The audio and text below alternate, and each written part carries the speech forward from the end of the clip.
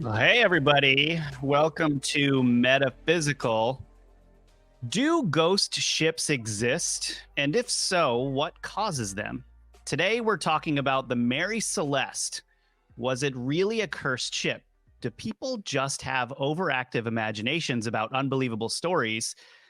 Netflix's series called 1899 explores some of these mysteries, but what really happened? And more importantly, what was left out of today's accounts? From a mysterious ship following fog to Dead Sea captains, from disappearing crews to conspiracies and even insurance fraud, this shipwreck of a mystery goes deeper than we ever imagined. Join remote viewer John Vivanco and me, investigative researcher Rob Counts, for a remote view of the Mary Celeste ship, Arthur Conan Doyle's fictional account, and so much more. Ahoy, mateys. Arr. All right, John, how you doing? Good. How are you? Pretty good. This is going to be an interesting one. This 1899 is coming out on Netflix. Yeah. The show actually was written by the same husband and wife who wrote the Dark series on Netflix. So Yeah, that was epic. Totally That was epic. Probably the best story I've ever seen play out on screen ever, almost. And one of the crazy things about so just to give a little bit of background, the series Dark, which was shot, I believe, in Germany. It was Germany. It was so popular that after season 3, which was their final season, they only wrote 3 seasons. Netflix wanted them to do a season 4, and they were like, "We can't. We closed it out. But hey, we'll do a whole new series called 1899 for you guys." And this is how 1899 happened. And I've done a bit of research on this couple, because what fascinated me so much about Dark was, I am a researcher. There is no reason why a common person should know the amount of things that I know, because you would really only know through like hundreds of hours of just digging through things and trying to find what the reason is behind certain things, going to the source of certain phrases, and then even getting into the occult and occult aspects of these things. And all of that was present in Dark. And one of the fascinating things about this couple, I can't remember their names actually, but the wife just studied paradoxes, just studied tons and tons of paradoxes. And so this 1899 series, like, I just can't wait to watch it, because they put so much thought and attention into the storytelling and the details, the paradoxical kind of like situations that are there, and then the things that happen throughout the storytelling. And then come to find out, hey, this story was loosely based on the actual Mary Celeste ship, right? Which is the reason for this episode today. What the hell really happened with this ship, this ghost ship that was found, off the coast of the Azores, basically on its way over to Genoa, Italy. And it was found, nothing really crazy happening on the ship. We'll go into some of these details later, but no one's there, and a lifeboat's missing. People are never found again. I mean, crazy situation. It's probably the most notable ghost ship situation in the history of this civilization. What do you think, John? It's a funny thing. The ocean is, I mean, it's going to produce mysteries no matter how we look at this, because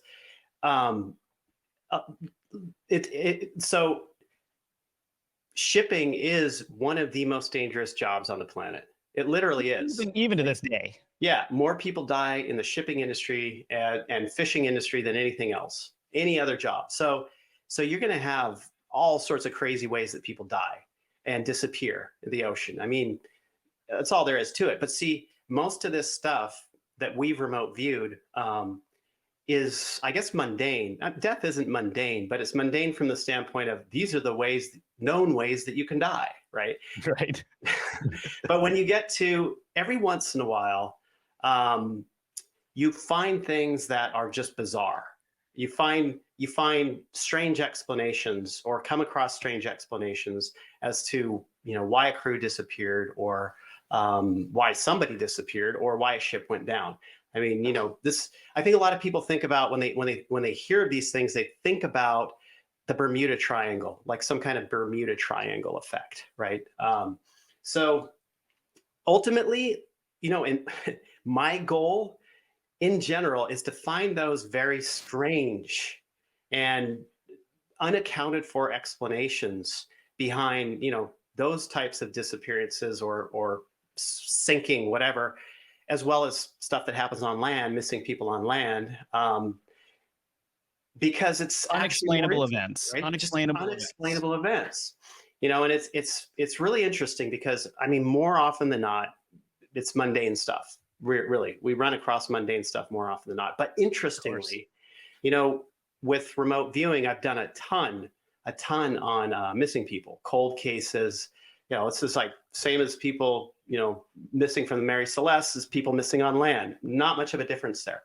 So it's really interesting though, because when you do a lot of work on this, you find out with remote viewing that different areas, regions. So for instance, in cities, if somebody went missing from a city, you remote view the explanation, what happened to them, and it falls into a couple different categories. It's like, well, they ran away, or, because it was a terrible situation at home, or they were abducted and then murdered, right? Mm-hmm.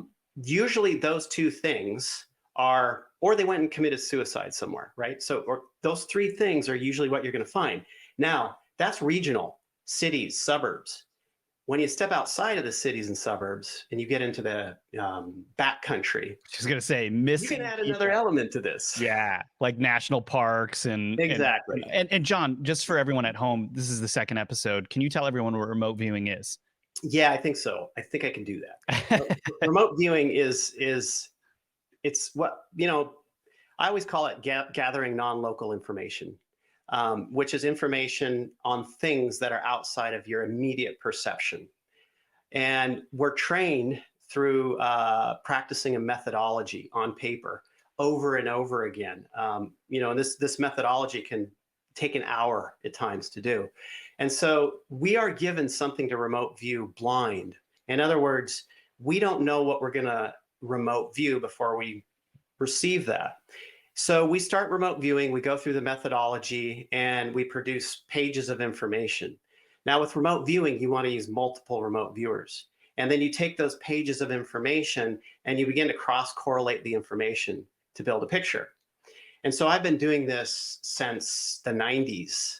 And worked in a think tank and worked in all sorts of different areas of business and intelligence and stuff like that. Yeah, intelligence agencies actually would hire out your crew to generate non-local information for them about certain events or certain events that are to come. That's right? Yeah, exactly. I mean, we worked with the FBI was a public one, really.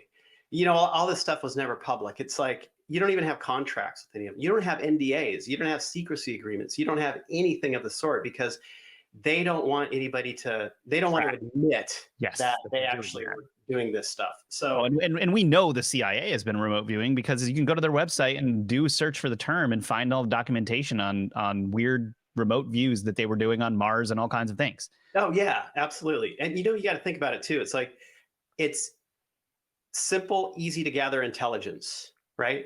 I mean, you just have a person at a desk with a piece of paper. It's cheap. Right. You don't even have to send anyone anywhere. You just say, hey, dude, can you view this for me and see what you find, right?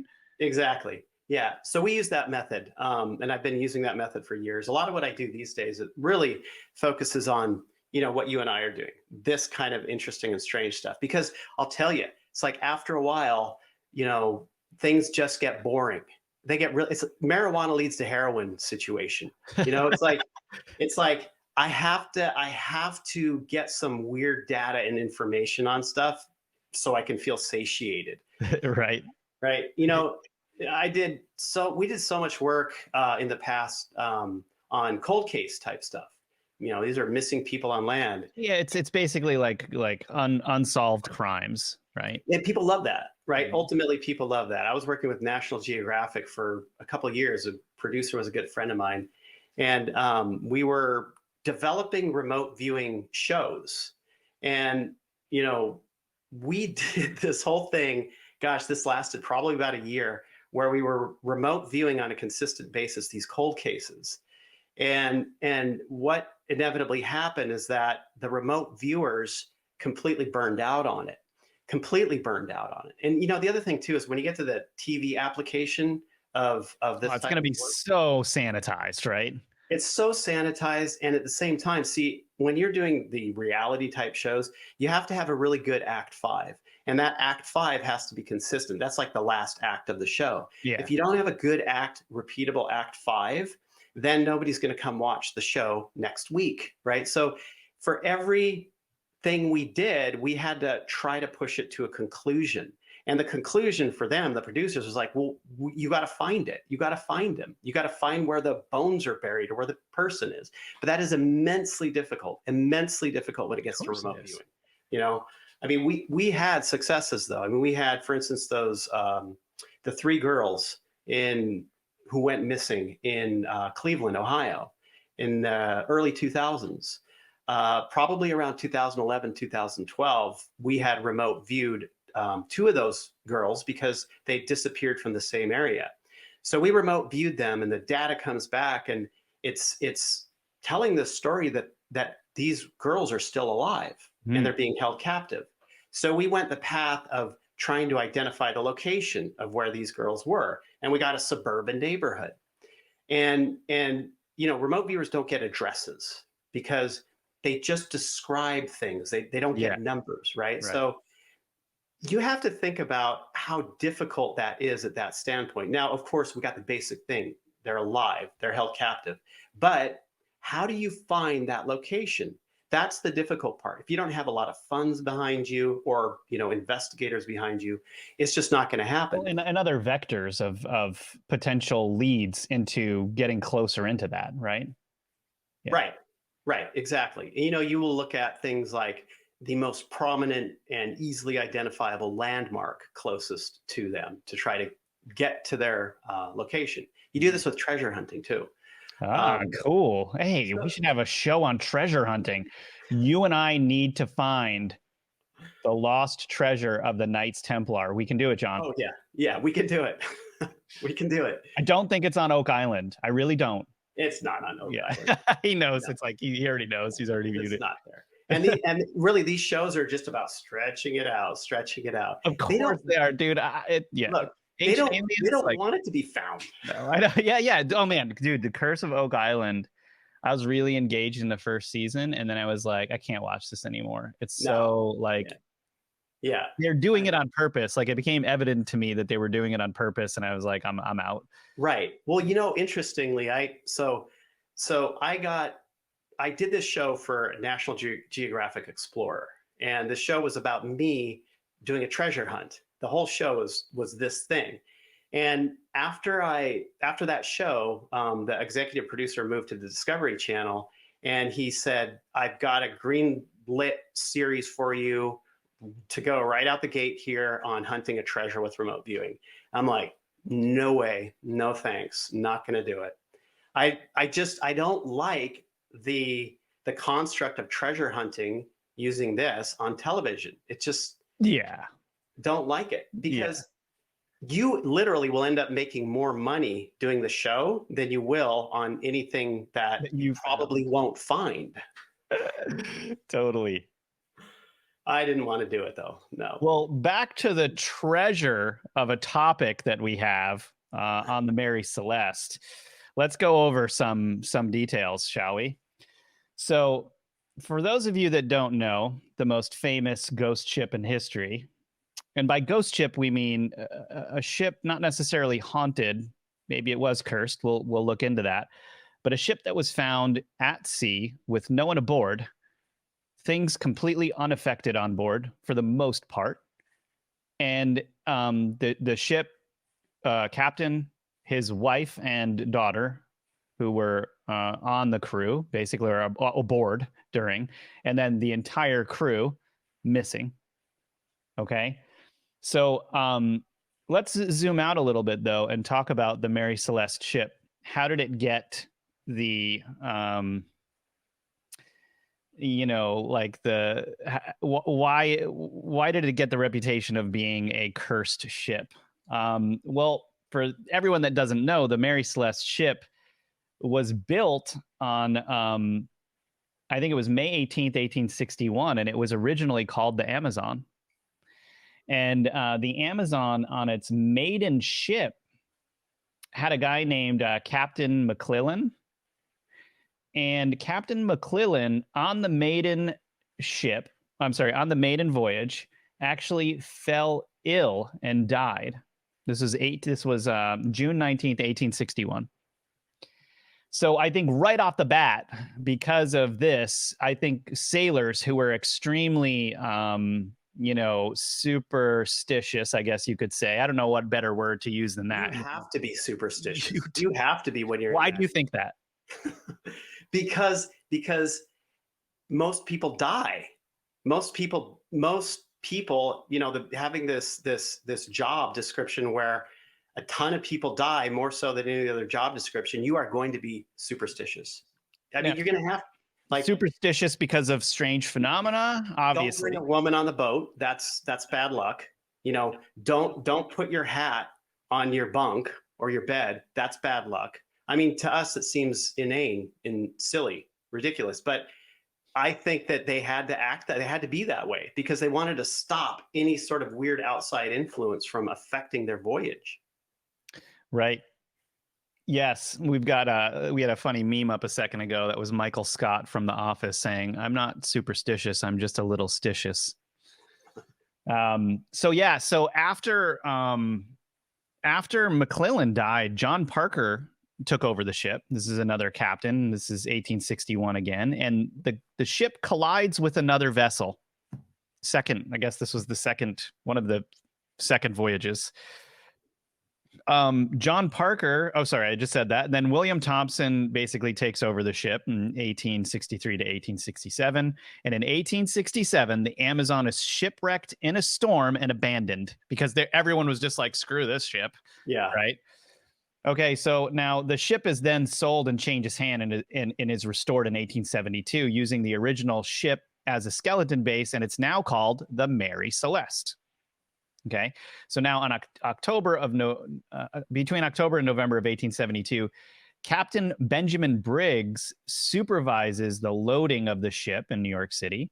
Captain Briggs and Captain Morehouse, who is captain of the De Gracia, which we'll get into a little bit more soon, he's also heading to Genoa, and apparently it is claimed that they dined together the night before the Mary Celeste took off. So now we have two captains, Captain Briggs, captain of the Mary Celeste, and Captain Morehouse, captain of the De Gracia. They dined together as friends the night before the Mary Celeste takes off. Now Briggs, he brings his family, like I said, his wife and his daughter, leaves his son at home, I think is in New York somewhere. And so his son, another part of his family, is not with him. He wanted to take the son, but there was no room, right? And who knows, I think the daughter was quite young at the time, so it made more sense to bring the daughter with the wife, of course. Now, Morehouse's ship takes off from I think it was Hoboken, New Jersey. Okay, so now you have the Mary Celeste has already taken off from New York Harbor. The De Gracia is following, and what's that? 8 days later. So this was about 8 days later. So Morehouse's ship gets midway between the Azores and Portugal and spots a ship on the sea, starts signaling the ship. The ship is not making any responses at all. He gets his spy glasses out. That's what they called binoculars at the time. The spy glasses. And he took a look at the ship, was, a bit shocked that it was the Mary Celeste, reportedly, saw no one on board. So what does he decide to do? He basically decides to send half of his crew over to the ship.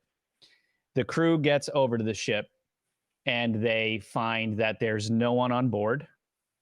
and Morehouse has to make a decision. He's, like I said, he sends half of his crew over there. They start sailing the ship back to Gibraltar. Okay. Now, the thing is, the laws at the time were basically, if you found a ship like this in the middle of the ocean, you take the ship back to shore and you're going to make out like that's your ship, basically. And you're responsible for bringing all of the resources that were on the ship ashore. So you get paid like thousands and thousands of dollars, which at that time, were like the equivalent of like millions and millions of dollars, right? Okay, so now the Mary Celeste was abandoned. There was a lifeboat missing, ship papers were missing, and navigational instruments were also missing. But the valuables on the ship and the logbook are still there.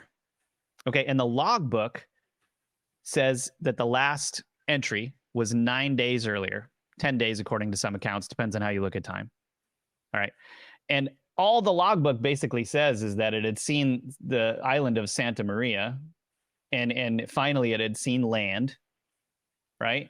And he passes the Azores, probably on the right track, and then all of a sudden the Mary Celeste is floating in the middle of the ocean. I mean, something's weird here, right? Something went on, absolutely. I mean, I guess, there's a case for fraud here, right? I mean, who's this guy? Who's the captain? Who's the captain of the other ship that found him? So who are both of the captains, and what did they dine about? But the judge didn't know that necessarily, but right away they're thinking insurance fraud, right? Right. That would make sense. I mean, this guy finds the ship and it's got everything on it. It's not been pirated, obviously. So, no, and there was no evidence of struggle. But that's too dang obvious, though, right? Right. I mean, that's just so obvious. Like, oh, we're just going to go row ourselves off this ship, and Morehouse will take it in, and we'll all money. Yeah, we'll all make out or something, right? Yeah, I mean, you got to kill a couple people at least, some blood-stained decks or something, right? Well, okay, so there's no blood found on deck, but the judge that was trying to parse all of the information claimed that there was blood on a blade that they found in the bedroom under the bed, but that actually ended up turning out to be rust. It wasn't blood. Okay, there's no blood on the ship anywhere. But it's very clear that the ship was abandoned in a hurry because the sails are kind of like at half mast and the ropes are kind of unkempt. There was I think a little bit of a slash in the stern of the ship or something like that.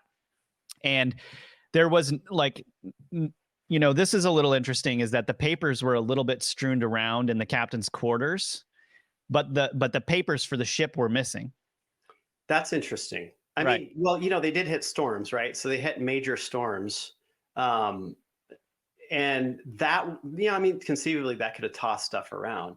I mean, But really? no, but dude, yeah, this is the thing though, is there was evidence on the ship that there were still like bottles on top of like certain ledges that the bottles would have fallen off of. If there was a lot of like weather and crazy things happening on the ship, everything was in good order. There was food stocked on the ship for 6 months.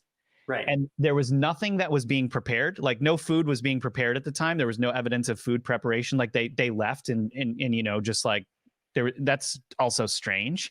Right. And like the crew and the captain are never seen again, ever. Right. And the captain leaving behind a son in New York makes no sense, especially when what we know about Captain Briggs is that he was extremely capable. He had shares in the ship, right? He was by all accounts, a very good man and a spiritual guy, and believed enough in his transport that he would bring his wife and his daughter along with him, and he's a family man. Right. So whatever happened, they didn't know was going to happen, right? Right. Well, I mean, okay, so what if they were carrying some secret cargo that wasn't known about?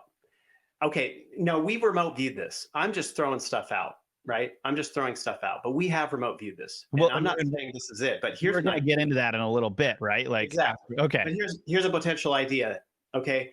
This is not related to the remote viewing data, but with some of these ships, especially during that time, they would enlist just merchants trusted merchants to carry intelligence information, or people that it was under the radar, that it wouldn't be in their ship's log, right? Wouldn't be in their files. And so conceivably, I mean, what happens is that, what if they're transporting some merchandise, intelligence, or a person? They get approached by pirates. The pirates go through the ship. They see that this one thing is more valuable than everything else. They kill everybody on the ship or throw them overboard so nobody can tell the tale. And they go off and make money off of that one thing that they took, leaving everything else, right? Totally possible. But what's weird, okay, about that theory is, generally speaking, pirates on the sea are kind of like detestable douchebags. There's no way they're not going to go through that ship and look for other things to take and not take it. There's just Yeah, no I way. agree. I agree. Yeah, I agree. Yeah. But this is the argument that historically everyone's had about this. Like, was it pirates? Was it insurance fraud? Like, what was? There we go. Captain Jack Sparrow's up on screen for a minute, and it's like these guys, like, if they're screwing people over and stealing, and that's their their profession of choice, these guys are going to be taking advantage of whatever they can pull from the ship, and everything being in order makes no sense. Like, by all accounts, it looks like the Briggs family and crew got off with the ship without a scratch and in good order. Right. But why leave the ship if there's bad weather? Like, so this is another conspiracy theory, is that there was, or another theory is that there was a really bad weather, or there was like a water spout, but you would never leave a bigger ship for a smaller ship and a water spout or bad weather, when and you would never bring your wife on that. You'd be like, either God's going to take us down or not, or you know what I mean? Oh yeah, absolutely. I mean, something had to have happened. So if they're going to follow that path, and they're going to jump in a lifeboat in the middle of who knows where, they are putting themselves at extreme risk, and the captain would know that. There's no way around it. The captain would know that and wouldn't go that path unless the ship is sinking. And the ship wasn't sinking. So yeah, and okay, it's got to be a sea monster. Okay, so I love how we just got there so fast. So with the data you were just talking about, there was extra water in the bowels of the ship that could be measured. However, there was no way that an experienced sea captain would have seen the water levels as a threat to the ship. Right. So Captain Briggs, who's very experienced, wouldn't have been like, "Oh, there's too much water in here. Let me take my wife and child on a ship and row to safety." Like, right. I just don't see that happening. You know what I mean? No. But what weren't there reports of the pump being? Yeah, so there was a broken water, or like a disassembled water pump. But again, that could have happened at any point in the ship's travels. Like, that might not have been at the moment when he decided to leave. And I mean, look at this guy. Like, when you look at him, you don't necessarily, like, he has clear eyes, right? Like, he doesn't look like a man that is going to pull one over. I mean, his beard is a little questionable. He might be from Brooklyn, but that's besides the point, right? The beard actually looks like weird doll hair. Look at that beard. It's really long, and it's all just coming out from his lip. Oh man. Yeah, he's but yeah, he's got clear eyes. He's got some compassion in his eyes. Agreed. So yeah, I hear what you're saying on that. These old photos freak me out anyway. Now, I don't know about that. He looks great there. His hair looks like a ship. This photo, his hair looks like a ship, and he looks straight out of Brooklyn. Yeah. This is the first hipster. Current day Brooklyn. Even the tie that he's using is someone Yeah. The tie that someone in Brooklyn would try to use, to stand out or something. That's very funny. Yeah. So, okay. So this is okay. Let's get into it. You just brought it up. Another theory is that it was attacked by a massive squid or kraken-like creature. The issue that I have with this is if a squid had really figured out how to climb this ship and start, grabbing people, there would have been some evidence of a scuffle on board. There would have been some evidence, like maybe you cut off one of the tentacles. There's a Oh, yeah. tentacle hanging out there. I mean, that happens all the time. Like Yeah. ships that have been attacked by kraken, there's tentacles everywhere. Tentacles Cut everywhere. off tentacles everywhere. And in addition, the ship is going to be thrown all about, and there's going to be all kinds of like stuff everywhere, and nothing like that is happened. Like what did the squid like get the water pump and take it apart and then leave? I don't think so. Unless it was a ninja kraken. Ninja danger. Subset of ninja krakens. Got to look out for those. Japanese have produced a lot of weird things throughout history. I mean, I really like the kraken theory. I really like the kraken theory. I mean, that's always intrigued me. I've lived all over the place, but Southern California, right on the coast. And when I was driving with my son in the back one day, going home, we lived right on the beach, and I just started stepping on the gas and saying, "We got to get home. We got to get home and shutter the windows. The fog's coming in. You don't know what's going to come from the sea when the fog comes in." And my son, he's like, I don't know, he was like 6 years old in the back. He's going, you're funny. And then he's like, really? Wait, what? There's something coming? I'm like, yeah, we got to get home, shutter the windows. I just love it. I mean, that's like the story of the kraken and what comes from the sea. It's like H.P. Lovecraft stuff. It's just fascinating. And this is like, if we can just find the dang kraken, I mean, then it can all come to life for me.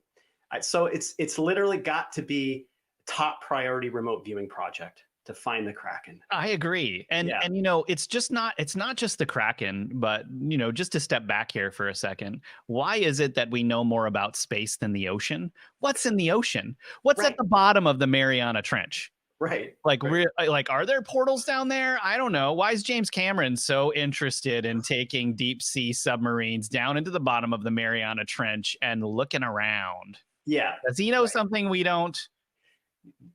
I mean, it has to be. The ocean has got to be filled at those deeper levels with things we have no idea about. Think about Bigfoot in the forests here. Yeah, a lot of people don't believe in Bigfoot, but Bigfoot works very hard to avoid people. I know this. I've researched Bigfoot. We've remote viewed Bigfoot like crazy. It is a reality, but this thing is the best at hide and seek that you can ever imagine. So what things that are of intelligent nature are living under the ocean who are avoiding us? Not just that. I mean, exactly. Right. Look at all the USOs, underwater unidentified submersibles that people on ships have seen, lights floating, moving quickly underwater, right? What's going on there? There's this whole other world. Whole other world that we haven't even explored at all. Right. And when you look at fish, for example, when we remote view dolphins, for instance. Dolphins are the craziest. That's a crazy rabbit hole. They're crazy. They're crazy creatures. So they have intelligence to them when we remote view them. They have this almost abstraction process like us, not to the degree that we have, but animals don't typically have an abstracting process. In other words, like, what is an abstracting process? It's making meaning out of what's going on around you, creating a story about what's going on around you. It's naming things like a wall, house, etc. Right? It's finding meaning and using rudimentary language, using sounds to talk about that meaning, right? So dolphins, to a degree, have an abstracting process and can also make sounds, communicate with sounds to the other dolphins. I mean, this is how animals communicate with each other, but it's a little bit more than like a dog or a cat, for instance. So what's evolved off of that we don't potentially know about? An octopus, John. The Oh, octopus. have you heard of the octopus that called Yes. the The ball games? psychic. Yeah, Yes. the world like the World Cup games. He Right. kept choosing the right team over and over again. Right. Like they're like psychic or something. They can get out of any trap. Basically, they can squeeze through almost anything. They just look like a scary, demonic alien head. Like they Right. have brains in all kinds of parts of their bodies. Like the whole thing is just like, what the hell is an octopus? They're not from I know. here. There's no Yeah. no one gonna tell me that an octopus originated on planet Earth. Like this is just too weird. It's too weird. It's too weird. I mean, any actual fish or things that live under the ocean, when we remote view them, it's like an alien creature. It's like a very bizarre alien creature. Yeah, the ocean is just it's a different world, you know? It really is. And like it's so easy to hide in the so easy to hide in the ocean. Why don't scientists touch it? Like think about how much we could learn from studying the ocean and they're just like, "Oh, it's too hard." Really? Like I don't think that that's the case, you know? Like they're dude, like they developed HARP to be able to see into the earth, you know, like HARP, which is over in Alaska. Everybody at home, if you don't know about it, it's you know, it's basically the study of the ionosphere in a way. It's an experiment center for all kinds of things. People think it's behind a lot of the weather changes that are actually happening. So it stands for High Frequency Active Auroral Research Program, and a lot of people believe that the predecessor, or after the Montauk Project, HARP was developed basically to push a lot of the things that were going on at the Montauk Project. So it, you know, they can literally look into the ground using frequency. They can use low frequency waves to do all of that, and even find stuff in the ocean. And you're telling me that they don't know anything about the ocean when we have all of this technology to do all of this like crazy stuff? I mean, it just seems convenient to me. You know, the ocean is black project world. It's got to be. Totally. It's black project world. No, and the fact that the ocean is more accurate for mirroring what goes on in space than anything else in the world. Okay, so if you're going to build a ship for outer space, the best place to build it is in the ocean because it's similar conditions exist. So again, is it like, are they avoiding it on purpose? Why don't we know that much about the ocean? Like these are just questions that like maybe this is a separate episode entirely, but I think and why don't we have our own little personal submersibles? I mean, come on. Like look at all of that area out there in the ocean that we can just go recreate in. Build little like futuristic bubble homes. And I mean, why not? Who knows what's down there, really? Who knows?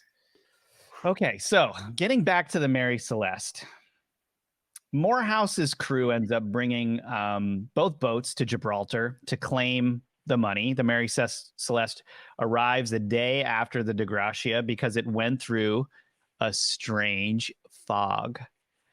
So the reports are that while the DeGracia and the Mary Celeste were, you know, sailing into Gibraltar, that there was a strange fog and mist / storm that was following the Mary Celeste. And when the crew got off, they said, "We'll never get on that ship again."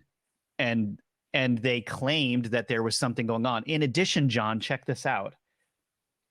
I think it was the son of the man that built the Amazon. His name was John Dewis. He was the son of the Mary Celeste's builder, so the son of the Amazon's builder. This is a quote from him. "This craft seemed possessed of the devil to begin with, but where she got it, I don't know." Why did he make that statement? What happened that he made that statement? I don't know. Like, what did his poppy see? You know, seriously, that's weird, right? Yeah. And I get it. I get that these guys are superstitious and they like there may be a lot of that going on, but we're looking at like tons and tons of mishaps that happened to the Mary Celeste over the course of its history, up until eventually becoming a shipwreck. It like literally just sank because no one wanted to take care of it. No one wanted to float in it. People kept buying it, and as like the stories accumulated, no one wanted anything to do with this ship anymore. And so now it's at sea somewhere. Right. Okay, wait. Wow. Before we go on any further, if you guys are listening to this podcast, the Metaphysical podcast, please leave us a 5-star rating and review and help us reach even more people. That's how we'll get seen on these podcast platforms. Thank you. You know, I don't know. I often think of, have you ever had a haunted item? Have you ever had an item that like you buy this thing and then all of a sudden you've got weird ghost activity in the Yeah, house? so there's been friends of mine who've had those, and I've had to help them get rid of them by burning them and things like that. And people might think that that's superstitious, but as soon as it got burned, it was like whatever was happening to them went away. Like Exactly. fire just does stuff. Exactly. I mean, we've remote viewed things before where we run across haunted items or magical items that a person bought. Like, really, when you go to an antique store, they should actually have a section called haunted items. It's like half Why the stuff. not? What a great idea. Like, how do you bring people to your antique store? Well, Right. Yeah, Wow, but then they could probably get sued for it, right? They probably could if they claimed it was haunted and then somebody got real messed up by it. So I don't know, but I've run across haunted items before when we remote view stuff, and I don't, maybe there was some aspect of the ship was I don't know, what if they tore an old house down? What if, because like the wood, you mean like the wood had Yeah. some kind of trauma with it? Check this out. So when I was filming for National Geographic, we were doing this treasure hunting show, and we rented this house. It was a B&B, and we rented the whole thing. Airbnb? No, it was just a bed and breakfast. I don't know if God. they had it on Airbnb, but it was just a bed and breakfast out like in the middle of nowhere.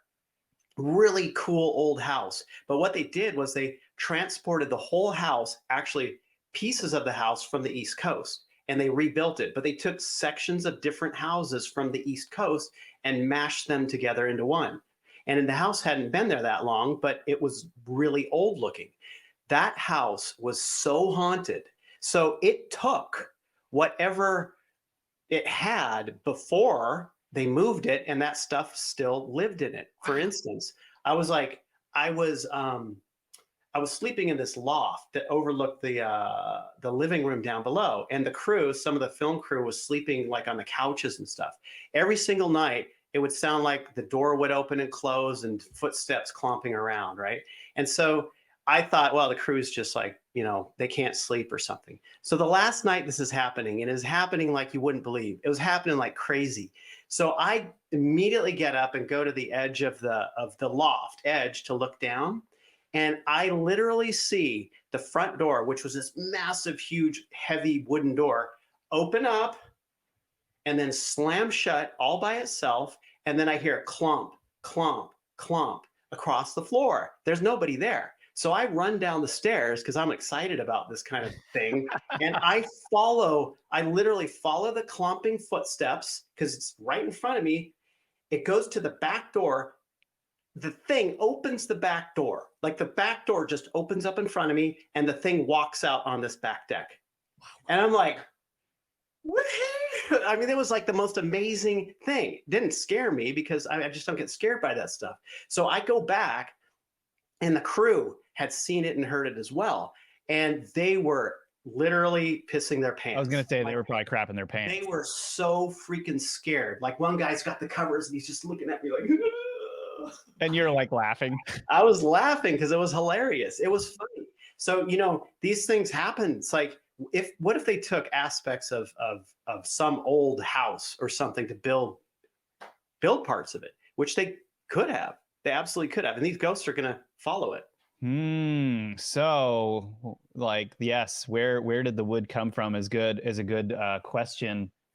Or, Yep. Who are the workers that built it too, I would say, because if those workers we don't know what they were up to, what societies they were potentially a part of, Right. what they had done on the ship before the ship was released to the first owner. I mean, none of that is known, right? None of that's known. Right. No idea about the history of that. Yeah. So yeah, and really, I mean, you could have had a wherever this ship was built, you could have had a local witch, I guess, curse it What if there was some business deal gone wrong on it and it got cursed? Somebody hired somebody to curse it. Yeah, any of that could have I happened. don't know. No, I mean, like these are the scenarios though. Like we just don't know what happened, and maybe there's people at home that don't believe in curses and stuff, but it's like, hey, I mean, we don't know what the metaphysical world actually.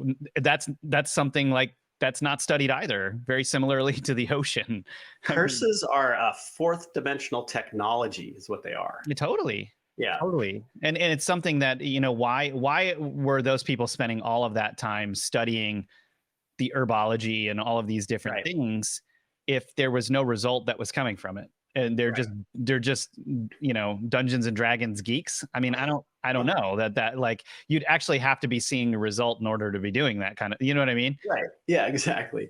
I put a spell on you. Yeah. Yeah. Okay, so so what happened in the fog is the question. What actually happened in the fog? What did the crew members of the De Gracia who had hopped on board and were trying to sail this in, what did they see? And fog, you mentioned fog before, and what's strange is I did a little bit of a deep dive into fog maybe like 2 months ago, because I woke up one morning and I couldn't get back to sleep. And I looked outside and it was just an extremely dense fog and the window was open. And I was like, something's going on here. Cause like I can sleep. I'm good at sleeping, And so I start looking into the different aspects of fog and historically what different cultures have said about fog. And actually the Chinese culture had more to say about fog than almost any other culture that I had come across. I mean, yes, there's a lot of information out there, but not so well categorized. Right. They actually called it as a part of the Yao Guai, and the Yao Guai is, how actually this is interesting, but I might have told you this before, but that movie Gremlins, the movie Gremlins from the 80s.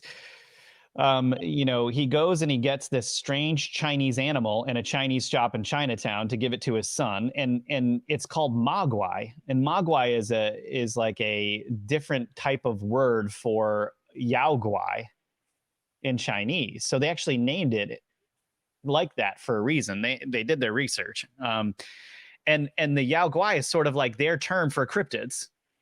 But okay. But the Okay. fog is apparently known to be able to carry intelligence with it. Like some type of intelligence or entity comes with the fog, whether it be good or bad, whatever it is, right? So this very interesting that fog itself is a deep dive that and it's strange that the Mary Celeste had this around it, a storm or some type of fog around it that wasn't following the De Gracia, but it was following the Mary Celeste. Why? That's a curiosity. I mean, okay, so you can feel when something's going on. It sounds like you felt when something was going on around your house, because being in fog is not a big deal, but every once in a while it's like there's a certain vibe to it, or there's a certain vibe to a storm coming in, or this or that. So fog, I mean, around that ship, what could that possibly mean? I mean, that there's something attracted to it. There's something on the darker side that's attracted to that ship. This happened how long before it was a ghost ship? Well, so the ship was abandoned for almost 10 days. Morehouse found it, boarded the ship, and started sailing it back, as long as it took to get to Gibraltar. And it happened then? So it happened after the event. It happened on the way. Yeah, after they boarded the ship and they were on the way. So in the voyage back, at some point, there was a mist shrouded around the Mary Celeste with his crew on it. Okay. All saying they would never step on the ship again after being on it, and that the ship there was something there that they couldn't explain. Right. After Briggs and his family and his crew go missing. There was some speculation that some of Briggs' crew may have killed Briggs, but Briggs knew how to choose people for his ship. I mean, and he chose very, very good seamen. And there was this controversy or theory around these two German brothers that were on his crew, and their property or their possessions were missing from the ship. as well. But they had just been on a ship prior to the Mary Celeste where all of their possessions had got lost at sea. And so they didn't have any when they got onto the ship. So they didn't actually, it was debunked because that they had done something because they actually didn't have any possessions to begin with. Yeah. Well, that's curious. Okay. So, all right. So what else do we have as far as potential ideas? So we've got the insurance fraud. Well, so yes, so there's insurance. Basically, the Frederick Solly Flood, who is the Attorney General of Gibraltar, Right. and now keep in mind there was this famous quote about him that says he was called a man whose arrogance and pomposity were inversely proportional to his IQ. So basically, once he made his mind up about something, he would never change his mind, even if evidence was provided to change the facts of the case, right, or the outcome of the case. So divers inspected the ship. Stains were found in the ship that might have been blood, but Flood was suspicious and convinced that Morehouse's men murdered the other crew for the money. Why would he do that, though? Why would he bring the ship in? And just to be accused of that and for it to never, you know what I mean? Like, and he was friends reportedly with Briggs, right? Yeah. Yeah. It doesn't hold water. Not at all. Morehouse's widow recalled 50 years after the event that Morehouse and Briggs dined together that day. Okay. That's interesting. We brought that up earlier. So if Morehouse and Briggs were in cahoots, why were Briggs and family never seen again in terms of the insurance fraud issue, right? So if Briggs was a man of good character, he wouldn't put his family in jeopardy. I said this earlier. He's still got a son left behind and only his wife and daughter with him. Right. He owned a share of the boat and supervised its restoration. Okay, so this is obviously a business venture for him. So why would he want to destroy it or abandon it, right? If Briggs was really religiously zealous, he was accused of becoming religiously zealous, like in some flight of fury on the ship, and he kills everyone. He offs everyone and throws them off board. But if he was religiously zealous and captaining a cursed ship, did demonic or extra-dimensional energies influence him, or is this just a theory to demonize a religious man because everyone was trying to do that at the time?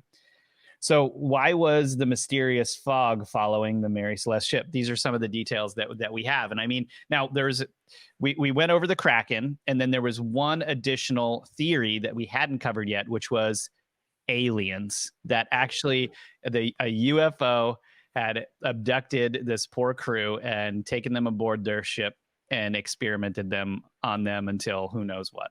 Yeah, right. Well, that's the whole Bermuda Triangle. The Bermuda Triangle was pulled into this. That's true. Actually, one of the theories was that they got lost in the Bermuda Triangle, but the Bermuda Triangle isn't anywhere near there. Well, I think the Bermuda Triangle is more of this like idea or representation of the strange stuff that can potentially happen in the middle of the ocean. Yeah. I mean, we've looked at a lot of Bermuda Triangle single incidences. You can't really task remote viewers on the Bermuda Triangle because we try to find solid. Yeah, it's too vague. Try to find solid things we can task on, eyewitness events, photographs, whatever. And so, tasking on some things around like the Bermuda Triangle, like there was a nuclear submarine that got lost in the triangle, and they did find it.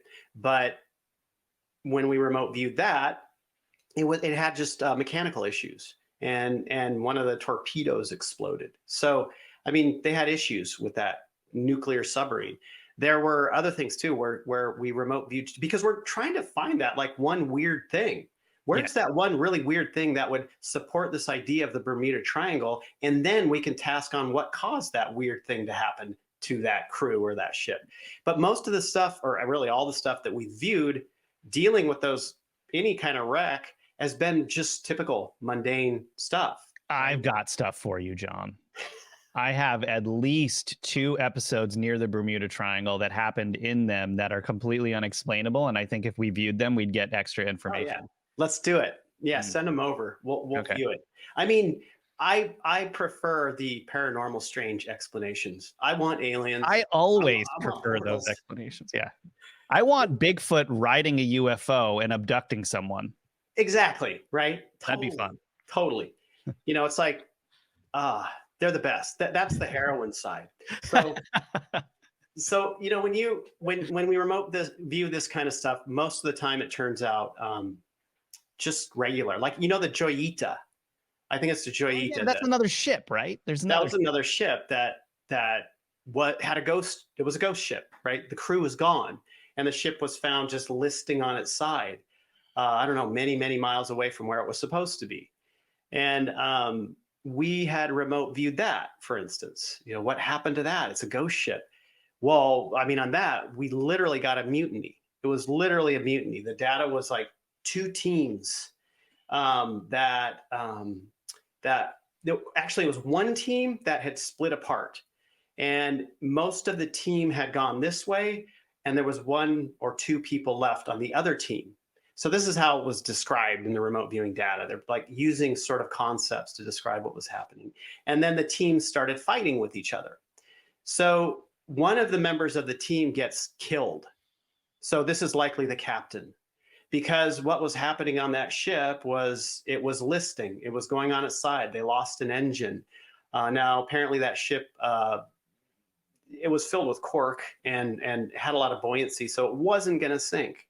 If they just would have stayed on the ship, it would have been fine. But the remaining people, after they had mutinied and probably had just killed the captain, they left the ship. They went on the lifeboats and they just got pushed out to sea, and they're gone. That's it. Nothing left. So no crazy explanation there on that one. All right. So, John, the big reveal. You've had your team basically look at the Mary Celeste and what happened with the crew, and I'm curious to know, what did you guys find? I mean, let's blow the top off of this mystery for everyone at home. Well, there's still a mystery behind this. There will still be a mystery behind this, because one of the big things that did show up in the data was this kind of all-pervasive darkness. So when remote viewers view stuff, they pick up all sorts of different things. And one of those things that shows up thematically through the sessions was this sort of dark vibe, dark energy that's just part of the environment. Very dark. So what this dark energy is and what it does has some type of influence. Because what happened was that the crew, so there's also this vapor. There's a vapor occurring. So this fog thing that not necessarily that. Well, there is the fog thing, which is connected. I think, like, the story you were telling me, that fog is connected in some way to the darkness that follows that ship in general. Okay, because the ship had denatured alcohol on it. Were there vapors coming from the denatured alcohol? Yes. It wasn't just that, though. So the denatured alcohol, something had happened, and it involved the crew. They had likely popped it open, smelled it, started to drink it. Denatured alcohol. That'll make you go crazy. Will make you go crazy. It'll make you go blind. It goes into the lungs and immediately affects the brain, and you will get drunk beyond belief.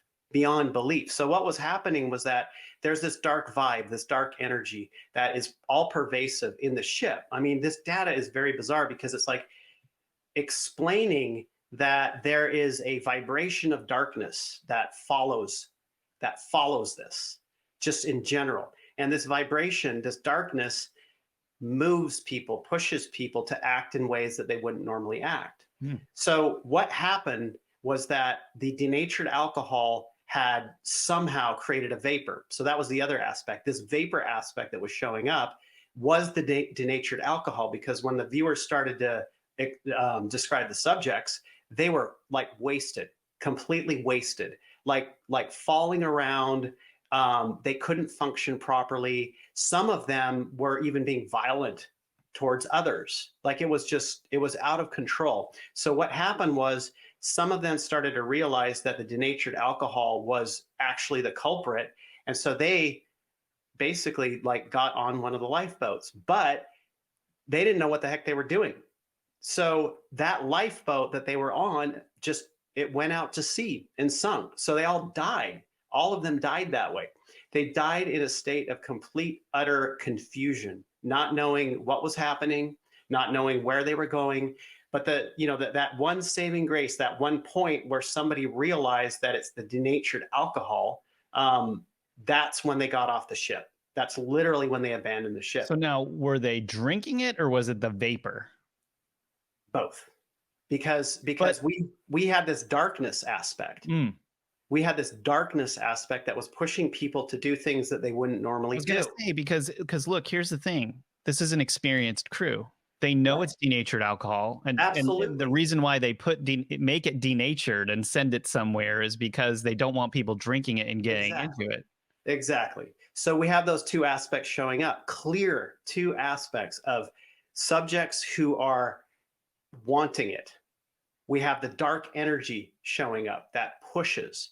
Then we have, for the most part, the rest of the crew, the rest of the people. Once one or two people go into the denatured alcohol, we have the rest of the crew and people on the ship being affected by it, right? So this was something that not most of them were not involved in this, not doing it, but they were ultimately negatively affected by the release of the fumes. And they just, went into madness, ultimately just went into madness. Tried, rowing a lifeboat when you're half blind and going nuts and totally wasted, you're not going to make the right choices. So was the captain and his wife and child on the ship when they left? Yeah. And so all of them were together. They left together. Yeah. So there wasn't a struggle. Like, they were all nuts together then. They were all nuts together. And so you also have likely some people who fell overboard, who just perished that way immediately. You likely have a bit of fighting. You likely have all sorts of kind of crazy mayhem going on until it's like, we're being poisoned right now. Let's get off this ship. So that's ultimately what it looks like. Just in a nutshell, it's like they were poisoned by denatured alcohol. When they realized it, they abandoned ship. But an interesting addition to what you just said is that in some of the research that I was doing, I found some evidence somewhere of something like 6 or 9 of the barrels that were supposed to have denatured alcohol in them were empty. Right. But almost all of the barrels were sealed still. There's nothing going on. Right. And there was one of the barrels maybe that had been loosened or something like that. But why no struggle on the ship? Why no struggle on the ship? That's bizarre. Like, there was no evidence of struggle on the ship. I mean, maybe now this isn't in the data, so I'm just, extrapolating here. Maybe in the process of trying to evacuate the ship, get out of the ship, the captain and other crew members are going through the map room or wherever the captain is looking at all this stuff and removing stuff and knocking everything over because they need to bring that stuff with them for, registration purposes or knowing where they're going, knowing where they are. So those little areas of disarray could have been those moments where they're like struggling with things because it was literally probably more or less a beeline to get the heck off the ship, right? Now, this all-pervading darkness that you described, was this a result, do you think, of the area of the ocean that they were in, like some type of weird energy vortex, or was it actually some type of curse on the ship that we've been talking about? I think that it was some type of curse because in the data it was describing how there was a darkness, always a darkness around this. There's always a darkness, always a darkness. It's not got anything to do with the area they were in, but it has to do with that vessel, specifically has to do with that vessel because that lines up with all these past stories of people saying it's cursed from the get-go of building the ship. So I believe that data is literally referencing the curse on the ship. There had to have been a curse. Now, were we able to pinpoint what the curse of the ship was or where it came from or if it was the build of the ship or wood taken from somewhere? Do we know anything about that? No, it's funny. It's a funny thing because you have to look at the taskings. So remote viewers will go after what you want them to go after, and they'll edge into extraneous information, but oftentimes, unless they have a monitor, they won't follow that extraneous information back to the source. And because the viewers didn't have a monitor, they didn't follow it back to the source. Now, the other thing with this is that, more experienced remote viewers, if they go down that path, they know that whatever it is on the other side of it that is some type of intelligence will start to come after them. So there is, this happens, like you find these stories under the surface of remote viewing, and they have happened to me repeatedly. For instance, one time we were remote viewing, the 5th floor of the Cairo Museum, which is supposed to have like weird stuff in it. That's, I was gonna say, like mummies and crap and whatever. Well, it's supposed to be stuff that's not for the general public, stuff they found in tombs, or the so-called tombs. But so where the curses would come from. Right, exactly. Yeah. Okay, so we were remote viewing this one time, and I was viewing it myself. And what happened was there was this magical item that they had there, right? It was imbued. It was like a haunted item, but it was a magical item. And I was remote viewing. I was picking this up. This being, spirit that lived within this item for about 2 weeks and it started right when I was doing it. It would come out, it would come into my location, and it would go up my nose. And my nose, like this side of my nose, right here, would get freezing cold. And I could feel her, it was a her, female, go into me. And she kept messing with me that way for 2 weeks and laughing about it. So remote viewers know probably not such a good idea to follow that curse all the way back to the starting point. Yeah. Yeah, because you're literally like hanging with it the entire time. Like exactly. You're almost like a part of it or something. Right. Come on, curse, come on over to my house. Yeah, not a great idea. No, it's not. So okay, so what actually do you know if the captain was drinking? Did he go into a fit of whatever? They were all in a drunken state. Complete, even the kid. Either from the fumes or most of them were from the fumes. Most all of them were from the fumes. Oh. But I believe it was 1 or 2 people that went into it, that somehow opened it up. And I don't know, they were curious about it, pushed by the dark energy, dark beings, dark curse. So the wife and child, huh? They all died at sea. They all just died at sea. They all died at sea. But why didn't anyone find the boat? The boat went down? Well, there was a storm. In the data, it's like it was really windy and stormy when this was going on. So you've got this storm happening. You've got denatured alcohol fumes. Nobody's really going to be up on deck because the storm, except maybe a few people. Oh, and so they're all down there getting high from the fumes. Oh, exactly.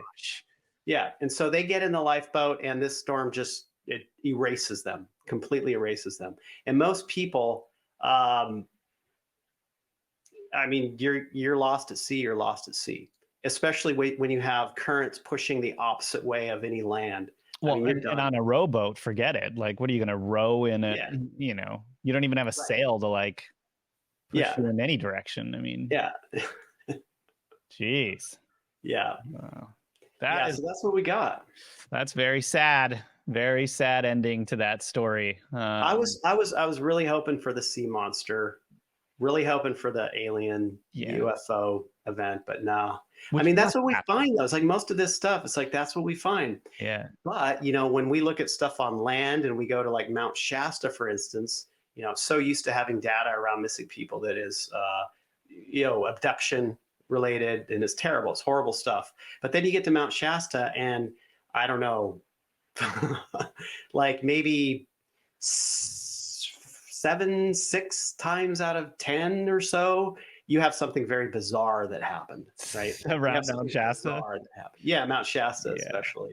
Yeah, and it's like regional, that kind of stuff. When you have this other aspect showing up along outside of the abduction type scenarios, and it's like that only happens in remote locations, and like the ocean, like the sea, there's got to be those really bizarre ones too. So I'm on the search for it, forever on the search for the weird ones. Okay, so let me ask you a quick question about remote viewing. So, is it possible with remote viewing that you're getting like potentially different timelines, dimensions, or even realities when you remote view, or how do you understand the information when it comes in? Well, so typically you will get stuff that's related to your reality, your dimension. Typically you will, unless you have some tasking language. So the tasking is what's written down for the remote viewer to view. And everything pretty much in tasking language, unless it's specified, is for this reality. It's for this reality. Now, but when you remote view future things, it can get a little bit funky. I was gonna say, like, those Yeah. things haven't necessarily happened or could change based off of all kinds of circumstances, right? Yeah, exactly. Like everything that we've remote viewed for that is a future event it's one of those things that may or may not happen. It's not set in stone because there are other influences that are coming into play. And then, even when you remote view it, it's like the most probable outcome from this moment in time. But even when you remote view it, you become that observer in the double slit experiment, so to speak, and you change the outcome of the experiment. Yes. Right. So that happens with remote viewing too. I mean, it's like the multi-dimensional. It's like a science we don't understand. It is. It's like you're disrupting this multi-dimensional world when you do that. Sending things in different ways, adding another factor, instability factor to it. So this, no, this was straight up physical. The straight up physical. There was that paraphysical type aspect though, which would be a dimensional aspect with the darkness surrounding it. And I think that fog that you talked about after they all were lost, I think that fog probably had something to do with it. I think that with just the general curse. It's an attraction. Yeah, it's part of the cursed ship. I mean, heck, why wouldn't there be fog following it? Yeah, exactly. It was definitely a cursed ship. Well, you guys, how did you like this journey into the metaphysical with John and I? Let us know what you think and any topics you'd like us to cover. And if you're listening to this podcast, please leave us a 5-star rating and review and help us reach even more people. John, thanks so much for being here and going back and forth on this. This is a really fun show. I'm slightly disappointed there weren't like aliens with machine guns, but I'm really glad we got to the bottom of this. Yeah, I know. Not everything is something, unfortunately. All right. Well, until next time, you guys, we'll see you on Metaphysical.